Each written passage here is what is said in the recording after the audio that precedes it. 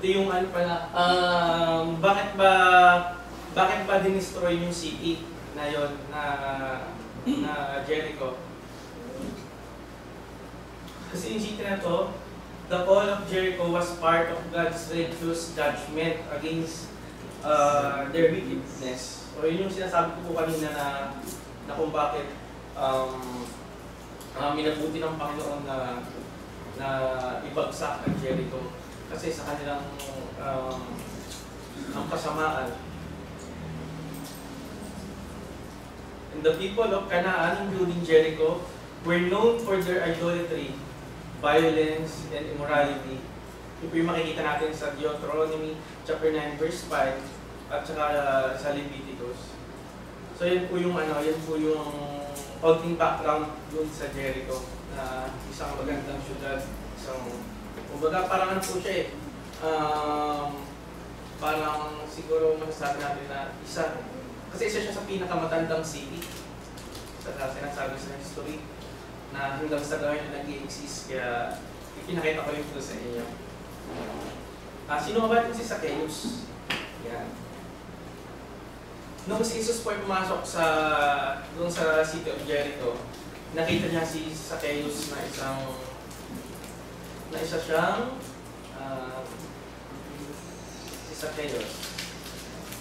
He was a tax collector that time in the city of Jericho. He is described as being short in stature and very wealthy. So ano pala siya? Siya ay isang kumbaga maniningil ng buwis. Siya yung namumuno sa mga maniningil ng buwis. So isa siya sa mga yun. Tapos meron din siyang sinasabi doon na meron siyang kaliitan, pero siya ay mayaman. Tax collector were generally seen as sinful and corrupt because of they often overcharge people and work for the Roman Empire. Kung check po natin sa history, nung pong panahon ng Roman Empire, nung nasasakop yung mga like katulad ko sa Middle East na nasasakop sila ng Roman Empire. Yung mga tax collector nila, yun po yung mga Jews. Na kung saan, yung kinokolektahan ng mga tax collector na yun is kapwa Jews. So ang nangyari na ito, parang sa perspective ng mga Jews, yung mga tax collector na to parang sila traitor.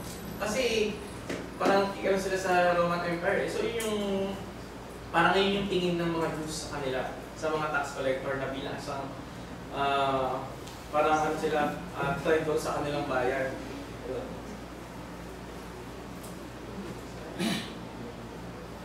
Makikita natin yung itong story ni Zacchaeus sa Lucas chapter 19 verse 1 hanggang 10. At nung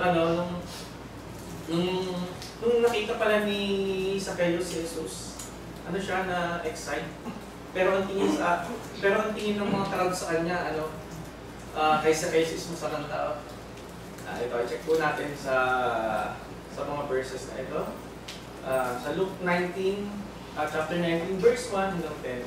Sinasabi po dito sa verse 1, at siya ay pumasok at nagdaan sa Jericho. Pumasok daw po si Jesus doon sa city of Jericho. Na nakita natin kanina dun sa unang illustration na ipinakita ko po sa inyo. At sa verse 2, at narito isang lalaki tinatawag ang pangalang Zacchaeus na siya ay isang puno ng mga maniningil ng buwis at siya ay mayaman. So para pala siyang sa BI. Siya yung pinuno ng mga maniningil ng buwis tapos mayaman pa.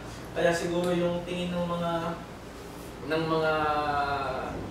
mga Jews sa kanya is talagang mga corrupt na tagapamahala sa buwis ng mga Roman Empire. At sa verse 3, at pinagpipilitan niyang makita si Jesus kung sino kaya siya. at hindi mangyari dahil sa maraming tao sapagkat siya ay pandak. So sa paggustuhan niyang makita si ang Panginoong Jesus, kasi nung time na yun si Jesus ay sikat na sikat sa mga ginawa niyang mga ano tawag ito?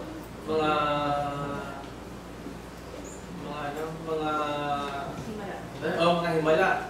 So, kumbaga, dun sa lugar na yun ay ano siya, tanyag na tanyag. Kaya nagtataka siya.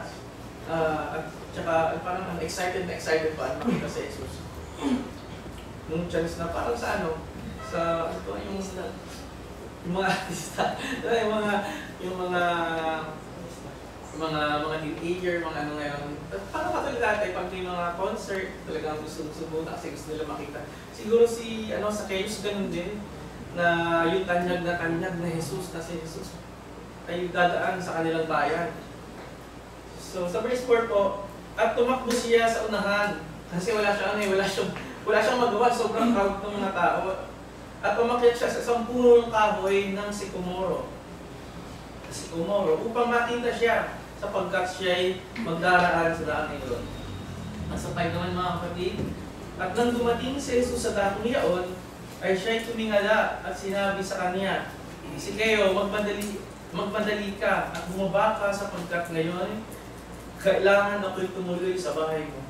Talagang yung hindi niya na-expect na sa dami-daming tao, tapos siya pa yung mapapansin, hindi niya akalain na magkakaganon. Ituloy ko natin sa verse 6. Yan. Verse 6, at siya'y nagmadali at bumaba at tinanggap siyang may kuha. So nung pagka-kausap ni Jesus sa kanya, talagang nagmamadali-madali siya, tapos meron siyang kagalakan sa kanyang puso. At nang makita niya ito, ay nagbulong-bulungan silang lahat. So yung mga crowd dito nandun, sa dami-dami ng mga tao nandun, bakit si Zacchaeus? Parang meron silang duda kung bakit si Zacchaeus pa diba? Tas ang tingin pa nila kay Zacchaeus is masamang tao. Yan. Na nagsasabi, siya ay pumasok na nanunuluyan sa isang tahanang taong makasalanan. At si Zacchaeus ay nagtindig at sinabi sa Panginoon, "Narito, Panginoon, ang kalahati ng aking mga pag-aari at ibinigay ko sa magdudukha. At kung sakali nakasingil akong may daya sa kanino mang tao, ay isasauli ko ng makaapat." So parang times 4 pa kung sinasabi niya na kung nakasingil siya na may daya. At sa verse 9, at sinabi sa kanya ni Jesus, "Dumating sa bahay na ito ngayon ang pagkaligtas, sapagkat siya ay anak din naman ni Abraham." At sa verse 10, "Sapagkat ang anak ng tao ay naparito upang hanapin at iligtas ang nawala." Ito pong story ni Zacchaeus, sabi nga dito na Zacchaeus' story is a very important story to everyone. Let's try to understand him in 3 perspectives. So, dito po tayo ikot sa verse na yan, sa 10 verse na yan na tumutukoy kay Zacchaeus. Ang una po ay sa perspective ng crowd. Kung minsan sa buhay natin, may mga pagkakataon na minsan lang natin nakita yung tao na to, pero nagbibigay tayo ng judge sa kanya ng hatol. Parang meron enforcer, ginagawa niya yung trabaho niya, pero at sinasabi natin mga mamimera lang. Di ba? Parang isa nagkano tayo yung sa turo ni brother Nahum, na yung ating parang ang sinusunod natin dati yung ating laman na mag-judge na ibang tao. Kaya po katulad dito sa crowd na to na ginudge agad nila si Zacchaeus.